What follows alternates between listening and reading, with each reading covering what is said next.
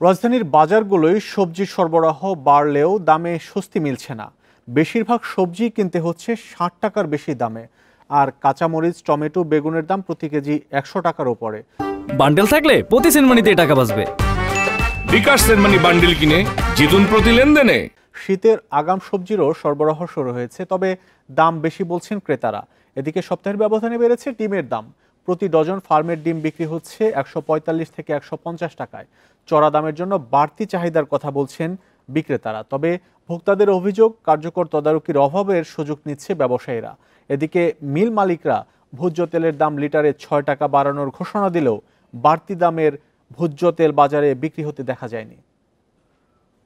বাজার সবকিছুই ধর মনে করো ঊর্ধ্বমুখী, কিন্তু নিয়ন্ত্রণ কোনো কিছু নাই। তাকে ইচ্ছা মতন তারা বিক্রি করতেছে, দেখার কেউ নাই। আমাদের আয় রোজগার যে হিসেবে সেই হিসেবে আমাকে বাজারে কিনলে পকেটে শূন্য হয়ে যায়, ঠিক আছে। তো এই অবস্থায় মানে খুবই আমাকে জীবনযাপনটা খুবই কঠিন হয়ে যাচ্ছে। কি হয়েছে, কৃষকেরা ফসল যেটা করছে সেটা নষ্ট হয়ে গেছে গিয়া, আবার অনেক যেগুলো গরিব কৃষক ওগুলা বয় আর খেতি করে না।